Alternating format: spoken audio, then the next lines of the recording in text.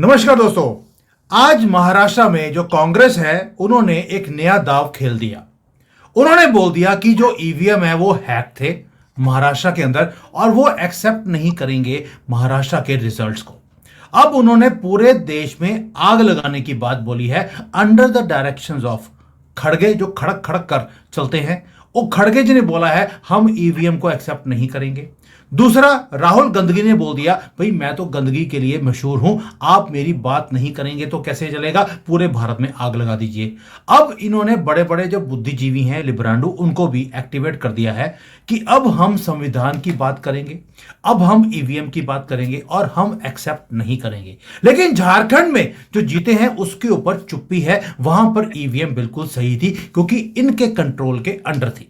Under में इसलिए थी क्योंकि वहां पर हिंदुओं के घरों को घेरा गया, एरियाज को, और उन्हें बोला गया कि आप अगर वोटिंग करने गए तो आपकी लड़कियां उठा के हम ले जाएंगे। तो हिंदू बाहर निकला ही नहीं और वहां पर जीत की पूरी उम्मीद थी तो जीते नहीं है। तो वहां पर कंट्री हैक कर लिया, उसके ऊपर कोई संज्ञान नहीं है, लेकिन ईवीएम हैक नहीं होना चाहिए। इसके ऊपर डिटेल में बात करेंगे। आज मंजरी जी हमारे साथ हैं। बड़ी मुश्किल से इन्होंने भी टाइम दिया है, वैसे पता नहीं क्या चक्कर है, मुझे बड़ी मुश्किल से टाइम देते हैं लोग। तो Manjari ji, thank you so much for joining today and Jai Siya Ram. जय सिया राम और आपकी सभी व्यूअर्स को नमस्ते, जय सिया राम। और ये देखिए बहुत बहुत अच्छा आपने विषय चूज किया, बिकॉज ये जो करना चाह रहे हैं, जो रिजीम चेंज करना चाह रहे हैं और जो एक अनस्टेबिलिटी लाना चाह रहे हैं इंडिया के अंदर, वोटिंग सिस्टम को चैलेंज करते हुए, जिसके अंदर कि सुप्रीम कोर्ट ने भी कह दिया है कि जहां पे आप जीते हैं अगर वहां पे ईवीएम हैक नहीं था तो जहां पे आप हारे हैं वहां पे आप ईवीएम का आकर रोना क्यों रो रहे हो। अगर ऐसा ही है तो आज पार्लियामेंट कैसे पहुंच गई प्रियंका गांधी। वायनाड में भी तो ईवीएम था ना, वहां पे भी तो बैठ जाना चाहिए था कि नहीं मैं हार गई हूँ, स्वयं की हार स्वयं स्वीकार कर लेनी चाहिए थी कि मैं हारी हूँ और ईवीएम हैक्ड है, मैं तो जीत ही नहीं सकती थी, मेरे अंदर पोटेंशियल ही नहीं है जीतने का। She should have said that, right, with the chronology of the family and the his sorry her brother, तो वो कह सकती थी। लेकिन वहां पे वो खुश होकर के ताजपोशी करके पार्लियामेंट आने के लिए बिल्कुल तैयार है। और वहीं पे जहां महाराष्ट्र में क्लियर मैंडेट मिला है, जिसके के अंदर कोई अचंभे की बात नहीं है। पिछली बार भी देखिए आप, शिवसेना के जो हाल हुए हैं उद्धव की वजह से, और जो समर्थन मिला है शिंदे को, उसकी वजह से वैसे ही बहुत ज्यादा लोग उद्धव के जो इस प्रकार के बयानबाजी आ रहे थे कि जहां पे वो जा रहे थे वहां अल्लाह अकबर के नारे लग रहे थे, वो मुस्लिम के सपोर्ट में जाकर के बयानबाजी कर रहे थे। तो जो एक इन्होंने हम अक्सर देखते हैं इन नेताओं को बोलते हुए कि देश में हिंदू मुस्लिम कर रखा है, लेकिन आप ये सोचिए कि जहां मोदी जी जाते हैं वहां भारत माता की जय बोला जाता है, वहां वंदे मातरम बोला जाता है, जय श्री राम बोला जाता है, ठीक है। या अगर वो सिखों से मिलने जाते हैं तो वहां पे भी गुरबानी बोली जाती है, ठीक है, वहां पे बोला जाता है गुरु क्या कहते हैं, वाहेगुरु जी दा खालसा वाहेगुरु जी दी फतेह, ठीक है। तो मतलब ऐसे बोले जाते हैं, इस टाइप के शब्द बोले जाते हैं, और जहां पे ये लोग जाते हैं वहां इस प्रकार के अल्लाह तकबीर अल्लाह अकबर ऐसे नारे लगते हैं। तो आप ये सोचिए कि हिंदू मुस्लिम कौन कर रहा है देश के अंदर, सबसे पहली बात। दूसरी बात मैं वापस आती हूँ कि जिस प्रकार के इन्होंने पहले से पैटर्न क्रिएट कर रखे हैं कि हिंदू को कोई प्लेटफॉर्म नहीं मिलना चाहिए अपनी बात करने का, उसके लिए स्पेशली कोई स्पेशल कोर्ट डिजाइन नहीं कर रखा जिसके अंदर वो जाकर के अपनी बात अपने लोगों के सामने अपने फेवर की बात कर सके। लेकिन इन्होंने माइनॉरिटीज के लिए इतने लंबे समय से ऐसी ऐसी व्यवस्थाएं कर रखी हैं जहां पर कि वो आकर के हिंदुओं को डराएं, हिंदुओं को धमकाएं, हिंदुओं की प्रॉपर्टी कब्जे में ले, और उसके लिए उनके ही लोग बैठ करके फैसला करें। तो देश में हिंदू मुस्लिम किसने कर रखा है देश में, आप ये बताइए मुझे कि इतने इतनी सारी अभी रैलीज हुई महाराष्ट्र इलेक्शन के अंदर, जिसके अंदर आपने देखा होगा खुद भी कि फिलिस्तीन के फ्लैग्स थे, पाकिस्तान के फ्लैग्स थे, और इस्लामिक फ्लैग्स थे, कुछ IAS के भी ब्लैक कलर के फ्लैग्स थे, जिसके अंदर वही अल्लाह अकबर के जो नारे थे वो लग रहे थे। मैं जानना चाहूंगी कि तब ये लोग आकर के क्यों नहीं बोलते कि हिंदू मुस्लिम क्यों कर रहे हो देश के अंदर, और आप क्यों बांट रहे हो लोगों को। और उस समय ये तब जो पीसफुल, जो टॉलरेंट लोग हैं, उनकी प्रशंसा भी नहीं करते कि अरे आपने कैसे सुन लिया, आपने पत्थर क्यों नहीं चलाए हमारे ऊपर। तो ये बड़ी फनी सिचुएशन इन्होंने क्रिएट कर रखी है, विच इज वेरी वेरी सीरियस।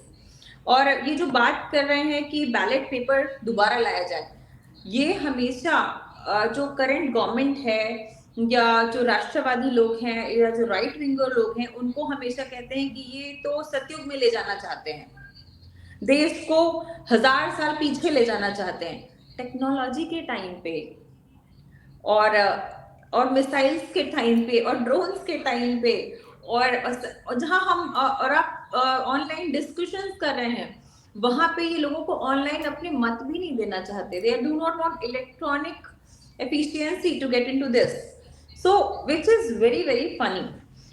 जिस प्रकार से एलन मस्क से लेकर के और बहुत सारे पॉलिटिशियंस जो बाहर है, even Donald Trump and all, उन्होंने भी कहा कि वो अब तक अपने छोटे से देश का भी, एक स्टेट का भी इलेक्शन का काउंटिंग नहीं खत्म कर पाए हैं। वहां पे भारत ने 2 स्टेट्स के इलेक्शन रन आउट करके और उसके रिजल्ट्स भी निकाल लिए। उसके एप्रिसिएशन हो रही है across the globe कि that how efficient system we have created and what they want, these are the people, let me tell you Sumit ji, कि ये वो लोग हैं जो ऑनलाइन पिटीशन से डेटा उठा करके और पब्लिक व्यू बताते हैं उसको। These are the people who file the maximum of the online petitions. देखिए, जो कांग्रेस का है, जो कांग्रेस का प्रवक्ता है, उसने भी बोला है कि हम डिसक्रेडिट करते हैं इलेक्शन कमीशन को भी, और एक रेवोल्यूशन यहां पर कल्चरल रेवोल्यूशन लेकर आने की कोशिश कर रहे हैं ताकि मोदी जी की गवर्नमेंट को उखाड़ कर फेंका जाए, क्योंकि इन्होंने डेमोक्रेसी को खतरे में डाल दिया। जब जब कांग्रेस कोई भी इलेक्शन हारती है तो डेमोक्रेसी पता नहीं क्यों यहां पर खतरे में आ जाती है। इनका मुझे लगता है कि डेमोक्रेसी का मतलब है डीमन क्रेजी। सारे डीमंस जो है वो इस कंट्री के वो क्रेजी हो जाते हैं, वही डीमंस जो पाकिस्तान के और पैलेस्टीन के झंडे लेकर वो यहां पर फहराते हैं। दूसरी बात, उन्होंने यह भी बोल दिया कि सुप्रीम कोर्ट ने जो जजमेंट दिया है कि ईवीएम सही है, वो जजमेंट भी गलत है। तो क्या इसके ऊपर सुप्रीम कोर्ट अवहेलना का केस करेगी कांग्रेस के ऊपर क्या? या अगर कांग्रेस बीजेपी भी कोई बोलते हैं तो उसका अवहेलना होती है, लेकिन कांग्रेस वाले कुछ भी बोल दें, कभी अवहेलना होती नहीं हमारे देश में? ये क्या चक्कर है? एग्जैक्टली देखिए, मैं आपको 2 स्टेटमेंट्स बताती हूँ, ठीक है। एक तो ये स्टेटमेंट महाराष्ट्र से आया और सेम स्टेटमेंट कर्नाटका से आया है। रेडिकलिस्ट, इस्लामिक रेडिकलिस्ट बोल रहे हैं कि हम अब अदालतों के दरवाजे नहीं खटखटाएंगे, हम अब सरकारों का मुंह नहीं देखेंगे, अगर संसद आपकी है तो सड़क हमारी है। अब दोनों को मैच करने का थोड़ा सा ट्राई करेगा, और सेम, बिल्कुल सेम वर्जन आ रहा है कि ना हम सुप्रीम कोर्ट मानेंगे, ना हम इलेक्शन कमीशन मानेंगे। तो आप ये देखिए कि कितने सिंक में काम करते हैं ये लोग, कितना डिप्लोमेटिकली और कितना इन सिंक एक दूसरे से कंसल्ट करके एजेंडा बनाया जाता है। बस हल्का बहुत टॉपिक इधर उधर होता है। बात यहाँ पे हो रही थी वक्फ अमेंडमेंट की, तो उसके लिए उन्होंने, मौलाना ने बहुत ही बोला कि कि अगर संसद आपकी है तो रोड हमारी है, हम सब रोड पे आ जाएंगे, हम कट मरने को तैयार है, टीपू सुल्तान के सल्तनत में पैदा हुए हम लोग हैं, इस प्रकार की कुछ बयानबाजी। और यहाँ ये कहते हैं कि हम भी कोर्ट का ऑर्डर नहीं मानेंगे। कोर्ट का ऑर्डर आप अगर नहीं मान रहे हो तो सेल्फ सरेंडर आपको पहले ही करना चाहिए। जिन राज्यों में आप जीते हो पहले तो वहां पे सरेंडर करो, सबसे पहले तो वहां चुनाव करवाओ, because that is under your control. No, आप महाराष्ट्र की बात कर रहे हो, आप सबसे पहले जाओ छत्तीसगढ़ को बोलो कि छत्तीसगढ़ में हम सरकार नहीं बनाएंगे, ईवीएम हैक्ड था, हम गलती से जीत गए हैं और यहाँ दोबारा निष्पक्ष चुनाव होने चाहिए। तो ये बात ये नहीं बोल रहा है। तो सुप्रीम कोर्ट की अवहेलना करना, आप समझ लें कि कोर्ट ऑफ कंडेम जो ये करने का प्रयास करते हैं, and I am literally surprise कि एक बार नहीं होते, कई बार सदियों से होता आ रहा है, लेकिन कोर्ट भी इसके ऊपर त्वरित एक्शन नहीं लेती। आप समझो कि मतलब what my feeling is that they shall be punished immediately and they shall be arrested then and there। जैसे इन्होंने बोला कि हम कोर्ट का ऑर्डर नहीं मानेंगे, आप सुप्रीम कोर्ट का ऑर्डर नहीं मानोगे? मतलब supreme court is the supreme judicial power, judicial system of India. आप अगर उनका भी नहीं मान रहे हो ऑर्डर, तो आप किसका ऑर्डर मानोगे? फिर आप क्या शरिया का ऑर्डर मानोगे? फिर आप क्या गुंडागर्दी का ऑर्डर मानोगे? जी। नहीं, वो तो उन्होंने बोल ही दिया कि हम लोकतंत्र को नहीं मानते हैं, हम तो भीड़ तंत्र को मानते हैं। तभी ये भीड़ की बात करते हैं। अभी इन्होंने बोल दिया हम करोड़ों सिग्नेचर इकट्ठे करने वाले हैं, president, prime minister, chief justice और इलेक्शन कमिश्नर को भेजने वाले हैं कि आगे से जो इलेक्शंस हैं वो बैलेट पेपर पर होंगे, ईवीएम पर नहीं होंगे। और जो लीडर ऑफ ऑपोजिशन माननीय राहुल गंदगी हैं, उन्होंने बोल दिया कि मैं दोबारा से भारत तोड़ो यात्रा करूंगा इसी मुद्दे के ऊपर, क्योंकि डेमोक्रेसी खतरे में आ गई है। यानी कि अगला प्लान भारत तोड़ो यात्रा का शुरू होने वाला है। देखिए, भारत तोड़ो यात्रा जो इन्होंने की थी उसका इनको असर दिख गया कि ये खुद ही हार गए। ठीक है, पप्पू चाहे कितना भी घूम ले, लेकिन उनका असर जो हो रहा है। और लोग उनको जितना सीरियसली लेते हैं, कभी वो जलेबी बेचने लग जाते हैं, कभी वो आलू से सोना बनाने लग जाते हैं, कभी कहीं जाते हैं तो पेठे बेचने लग जाते हैं, कभी कुछ बेचने लग जाते हैं। अभी कुछ दिन पहले सेब बेच रहे थे कहीं पे खड़े होकर के कि ये जो सेब है यहाँ का, ये एक्सपोर्ट होना चाहिए। सेब तो पहले ही एक्सपोर्ट हो रहा है। वो जिस प्रकार की बातें करते हैं वो बहुत इलॉजिकल है। ओडीओपी जो सरकार ने बना दिया है, पहले वन डिस्ट्रिक्ट वन प्रोडक्ट, उसके अंदर जितने भी स्पेशलाइज्ड प्रोडक्ट हैं, चाहे वो हैंडमेड हो, चाहे वो उस स्टेट के फूड प्रोडक्ट्स हो या कुछ भी हो, वो एक्सपोर्ट होते हैं। लेकिन उनको जलेबी बनानी है और जलेबी एक्सपोर्ट करनी है। वो ये ध्यान नहीं दे रहे हैं कि वो क्या कर रहे हैं। कुछ सस्ते सस्ते नमक सूंघ करके और वो कुछ बयानबाजी जो कर देते हैं, जो युवाओं को मिसगाइडेड करने का प्रयास कर रहे हैं। अब दिक्कत ये है कि आप देखेंगे कि कुछ मार्केट में भी ऐसी न्यूज आई है कि all the Congress ruled states were involved in higher bribes with Adani। शायद आपने चेक किया होगा, अगर नहीं किया होगा तो इसको एक बार सभी व्यूअर्स भी चेक कर ली गूगल करके कि ये एक न्यूज आई है। तो जिस अडानी को ये पानी पी पी करके, चाय पी पी करके, कॉफी पी पी करके, बाकी पेय पदार्थ आराम से शाम को पी करके अपनी पार्टियों में गाली देते आ रहे थे, आज उसके साथ में इनका नाम जोड़ा जा रहा है। मैं पूछना चाहूंगी कि अब किसके साथ में कौन सी इकोनॉमी चला रहे हैं ये कौन सी डिप्लोमेसी के साथ में उसके साथ काम कर रहे हैं? जब कहते हैं कि देश अडानी चला रहा है, अंबानी चला रहा है, तो आपके स्टेट कौन चला रहे हैं? और and your officials are involve in taking high bribes. How you can get associated with the names which you are scolding day in and out? This is my question to the Congress party. And ये यहाँ की report नहीं है, US की report है।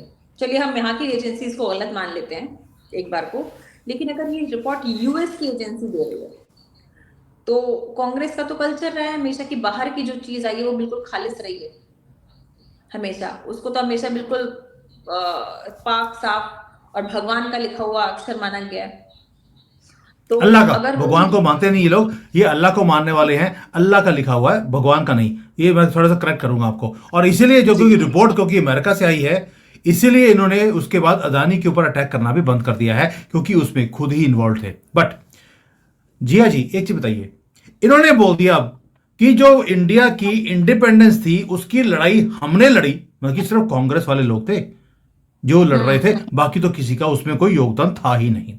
और अभी हम दोबारा से लड़ाई लड़ेंगे देश में डेमोक्रेसी को बचाने के लिए, क्योंकि जो कुछ महाराष्ट्र में हुआ है वो पब्लिक के सेंटिमेंट्स नहीं है, वो तो धांधली हुई है। महाराष्ट्र इतना इंपॉर्टेंट क्यों है भाई? 89 टाइम्स तो ये पहले भी इलेक्शंस हारे हैं, महाराष्ट्र पे इतनी आग क्यों? देखिए, जिस प्रकार के बिजनेस करते हैं इलीगल, उसके लिए इनको कोर्ट्स की बहुत आवश्यकता है, और they wanted to capture courts. Gujarat capture नहीं कर पा रहे हैं, बड़े सालों से लगे हुए हैं, ठीक है। और महाराष्ट्र इनके लिए बहुत ही मायनों में इंपॉर्टेंट है, क्योंकि दाऊद का गढ़ रहा है, डी कंपनी का गढ़ रहा है, फंडिंग का गढ़ रहा है। जिस प्रकार से एक कह दीजिए आइडियोलॉजिकल थॉट सीडिंग की जा रही है, उसका गढ़ रहा है। तो महाराष्ट्र इनके लिए बहुत इंपॉर्टेंट था। जो आइडियोलॉजी ये बोना चाहते हैं उसकी सारी रूपरेखा, जितने भी इनके फंडामेंटलिस्ट बैठते हैं वहां पे, जो मूवी मेकर सो कॉल्ड हैं, जो राइटर्स हैं, जो कि 786 बिल्ले को पाक बता देते हैं और बाकी सब चीजों को गंदा बता देते हैं, जो नमाजी को देश प्रेमी बता देते हैं और पुजारी को दुष्ट बता देते हैं, जिनके यहाँ पे सिर्फ कहते हैं ना, वो कहते हैं रेपिस्ट जो होता है वो पुजारी होता है ना, और जो बड़े पाक साफ होते हैं वो मौलवी होते हैं, जबकि हलाला मौलवी कर रहा होता है लीगली किसी और की वाइफ के साथ में सो वो रहा है, लेकिन रेपिस्ट हो जाता है इनके अकॉर्डिंग हमारा पुजारी, जिसके हमारे यहाँ कोई रूल्स नहीं है। तो ये ऐसी आइडियोलॉजी क्रिएट करने वाले जो काम थे, अब इनके थोड़ी नकेल कस रही है कि वहां पे बैठ करके ये कर नहीं पा रहे हैं। और ओटीटी प्लेटफॉर्म का जिस प्रकार से ये लोग कुछ समय से यूज कर रहे थे, अब उसके ऊपर भी बहुत सारी चर्चाएं चल रही हैं, उसके ऊपर भी नकेल कसने की बात चल रही है कि जिस प्रकार का कंटेंट ये ट्राई कर रहे हैं दिखाना, अब यहाँ पे जनता जागरूक हो चुकी है और हम पूछते हैं सवाल कि आपने दिखाया तो हमें साक्ष्य दीजिए, आपने किस थॉट प्रोसेस से दिखाया, क्यों दिखाया, है ना। अगर अगर हवस का पुजारी क्यों होना चाहिए, हवस का मौलाना क्यों नहीं हो सकता। अगर मौलाना is abusing child 6 year 5 years children in the madrasas and they are exploiting girls, they are running brothel in many of the masjids. I know personally Lucknow में एक मस्जिद के अंदर एक रूम बना करके वहां पे इस प्रकार के काम हो रहे थे, वहां पे पीट करके मौलाना को निकाला गया, रंगे हाथों पकड़ा गया, उसका वीडियो इंटरनेट पे है भी। तो आप ये सोचिए कि ये जो आइडियोलॉजी रन करना चाह रहे थे वो नहीं हो पाएगा। प्लस बहुत सारे ऐसे काम होते हैं जो कोर्ट्स के थ्रू होते हैं, illegal money transactions, illegal gold transactions, बहुत सारे ऐसे मटेरियल्स आते हैं जो कि वहां से ये ला सकते थे इलीगली, अगर इनके हाथ में पावर होती, मैनिपुलेट कर सकते थे। लेकिन अब इनके पास में वो गतिविधियां करने का जो एक ऑप्शन है वो ऑब्स्ट्रैक्ट हो रहा है, पहला। दूसरा, महाराष्ट्र आरएसएस का भी बहुत बड़ा गढ़ है और ये कंट्रोल करना चाहते हैं उनको, और ये चाहते हैं कि उसको एक इलीगल ऑर्गेनाइजेशन बताए, सेम एज जैसे कि बांग्लादेश के अंदर इस्कॉन को बता दिया गया। यू कैन सी दैट कि वो इस्कॉन, वो संस्था जो कि बाढ़ में पीड़ितों को बचा रही है, वो संस्था जो कि भूखे लोगों को रोज शाम को फ्री में भोजन दे रही है, वो संस्था जिसके यहाँ पे कि 50-100 रुपए में किसी भी आने जाने वाले व्यक्ति को तीर्थ करने वाले व्यक्ति को रुकने के लिए मिल जाता है, उस संस्था को इन लोगों ने टेररिस्ट ऑर्गेनाइजेशन लेबल कर दिया। वहीं पे हमारे देश के अंदर इतनी हिजबुल मुजाहिदीन चल रहा है, हमारे देश के अंदर आपका ये मदनीज चल रहा है, हमारे यहाँ बरेलवीज के मदरसे चल रहे हैं, उनके यहाँ के registered on ground, on legal, on the portal of all the government agencies across the globe जो टेररिस्ट एक्टिविटीज करते हुए लोग पाए गए हैं, उनको ये कभी नहीं बोलते हैं। उससे ऊपर आ जाता है कि no, terror has no religion. So ये जो एजेंडाज हैं इनके, ये फुलफिल नहीं हो पा रहे, इसलिए ये चाहते हैं कि महाराष्ट्र को किसी तरह से कैप्चर करें। देखिए, बीजेपी ने बड़ा अच्छा आंसर दिया भी, हमने भी लोकसभा के जो इलेक्शन से महाराष्ट्र के अंदर हम हारे हैं, हमने अपनी हार को एक्सेप्ट किया, हमने इंट्रोस्पेक्ट किया and we have moved on. हम एक्शन मोड पे आए, हमने हर बूथ लेवल के ऊपर काम किया, लोगों के साथ कनेक्ट क्रिएट किया और उसके बाद हम भी जीत गए हैं।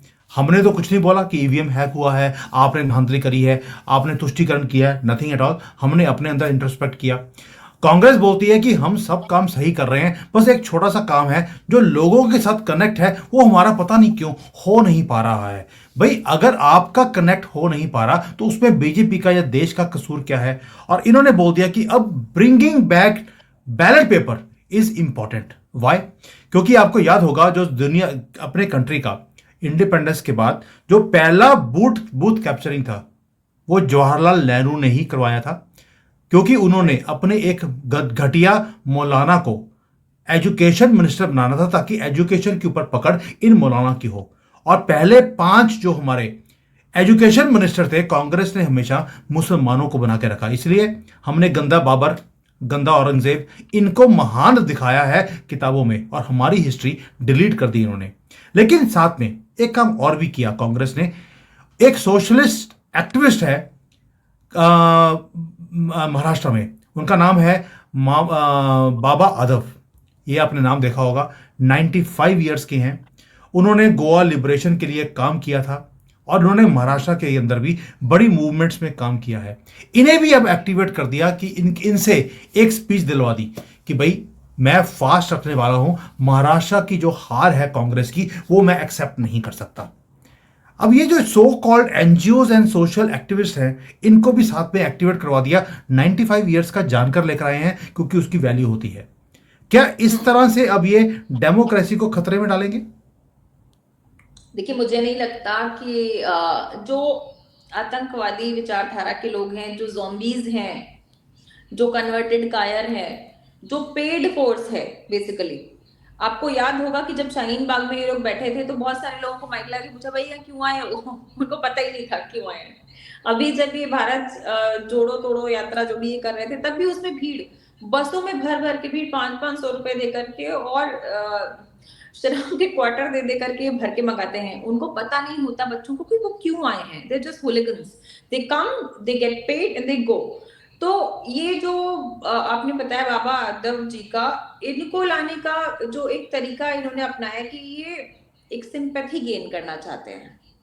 उनके जो एक बनी हुई रेपुटेशन है पहले की, और अब जो उनकी हालत है, देखिए जैसे कि एक मूवमेंट हुआ था, आपको मालूम है, जिससे आम आदमी पार्टी निकल के आई लोकपाल बिल के लिए।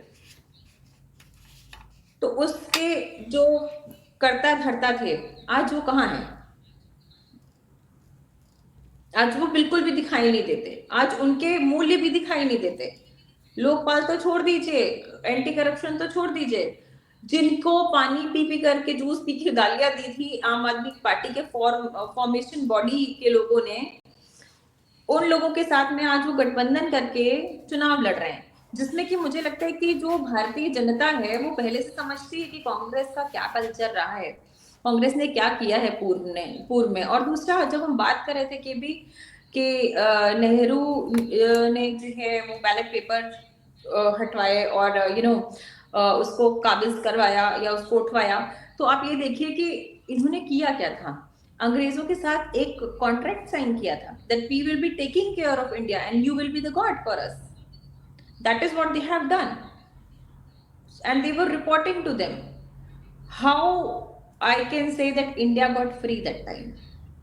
I do not accept that fully, because they were just acting as a custodian. कि पेरेंट आप हो, लेकिन आपका बच्चा कस्टडी में हमारे पास है, जो भी उसकी टेक केयर करनी होगी आप पैसे भेजते रहना, हम आपको यहाँ से चीजें भेजते रहेंगे। That is what was happening and that's what has happened कि यहाँ के जितने एंटीक्स आपने देखे होंगे पिछले 10 सालों में वापस आए हैं, वो देश के बाहर पहुंचे कैसे?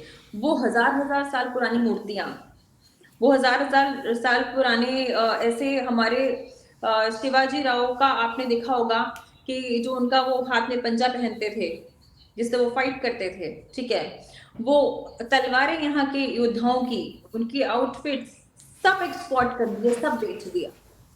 तो हमारे जो लोग हैं उनको बहुत अच्छे से समझ में आता है कि किस प्रकार से बेवकूफ बना रहे हैं। अन्ना हजारे की तरीके से ही इनका नाम भी यूज किया जा रहा है बाबा जी का। और ये बाबा जी आकर के अगर इनको ये मार भी दे, मैं तो ये भी कहना चाहूंगी जनता से आज आपके पॉडकास्ट के ऊपर कि ये 4 दिन 5 दिन 6 दिन उनको बिठा करके खुद ही कुछ खिला पिला के मार भी दे तो कोई बहुत बड़ी बात नहीं हो सकती। इनका ये खुद का ट्रैक रिकॉर्ड रहा है, इस परिवार का ट्रैक रिकॉर्ड रहा है कि अपने ही लोगों को सिंपैथी वोट्स के लिए इन्होंने मारा है। बिल्कुल सही बात है कि ये तो मैं एक किसी एस्ट्रोलॉजर से बात भी कर रहा था, मैं बहुत अच्छी तरह से एसोसिएटेड भी हूँ, वेल नोन वो हैं। उन्होंने बोला था कि सोनिया गांधी राहुल गांधी की बलि भी दे सकती है प्रियंका को आगे ले जाने के लिए, यानी कि भाई बहन में भी ये कुछ भी करवा सकती है ताकि ये सत्ता को हासिल कर सके। और आपको मालूम है इनकी तो हिस्ट्री ही रही है अपने ही परिवार वालों को साइड पे करने की, क्योंकि मुगलों ने हमेशा ऐसा ही काम किया है और ये उनके वंशज होने के कारण ही उनकी कबर पर अफगानिस्तान में जाते भी आए हैं। बट आज मुद्दा था अपना कि मुद्दा है कि ये अनारकी फैलाने की कोशिश कर रहे हैं। यहाँ पर रेजिम चेंज की इन्होंने पूरा मुहिम शुरू कर दिया है, एक कैंपेन शुरू करने वाले हैं भारत तोड़ो यात्रा की, कि हमें ईवीएम नहीं चाहिए, हमें बैलेट बॉक्स चाहिए। क्योंकि बैलेट बॉक्स को किस तरह से चोरी करना है और वहां पर कैसे धांधली करनी है मुझे आपको बताने की जरूरत नहीं है। कांग्रेस का ट्रैक रिकॉर्ड पूरा रहा है और इसी के ऊपर मंजरी जी आपने जैसे डिटेल में एक पूरी इंफॉर्मेशन दिया है, हिस्ट्री को भी आपने पूरा खोल दिया और कुछ चीज़ें शायद मुझे भी भूल गई थी, आपने याद दिला दिया। So thank you so much for that. आज जो कुछ हो रहा है this is something which is very very disheartening कि कांग्रेस इतने लेवल नीचे गिर चुकी है कि मोदी जी की सरकार को उखाड़ने के लिए अब इन्होंने बोल दिया कि हम सड़कों पर आग लगाने के लिए तैयार हैं। शायद इसलिए राहुल गांधी बार बार बोलता है मोदी जी की सरकार 1 साल से ज़्यादा नहीं चल सकती है और मोदी जी कई चीज़ों पे शांत हैं। शायद इसलिए कि अभी ट्रंप के आने की उम्मीद है कि 20 को आ जाएगा। मैं ये भी बोल रहा हूँ उम्मीद है कि ट्रंप 20 जनवरी को वहाँ के प्रेसिडेंट बन जाएंगे, क्योंकि उसमें भी अभी बहुत लोचा है। लोचा मैं ऑलरेडी कई वीडियोस में बता चुका हूँ, इसके ऊपर दोबारा डिस्कशन नहीं करूँगा, क्योंकि बाइडन है तो मुमकिन है, कुछ भी मुमकिन है। ये लिब्रांडो का बॉस है और लिब्रांडो किस लेवल तक गिर सकते हैं वो अब महाराष्ट्र में कांग्रेस के जो नाना पतोले हैं कि घटोले हैं ये मुझे नहीं मालूम, लेकिन आप समझ सकते हैं कि कहाँ तक ये गिर सकते हैं। Manjari ji thank you so much. Sorry, क्योंकि वो नाना बतोले हैं, बात करने वाले हैं सिर्फ, क्योंकि उनसे कुछ काम तो हुआ नहीं, उनका नाम रख देते हैं हम नाना बतोले जो बात कर रहे हैं। जी नाना बतौले, बिल्कुल सही बात है। थैंक यू जिया जी, बहुत अच्छी डिस्कशन। अगले वीडियो में दोबारा करेंगे एक और अहम मुद्दे के ऊपर। थैंक यू, जय हिंद, जय सिया राम। जैसे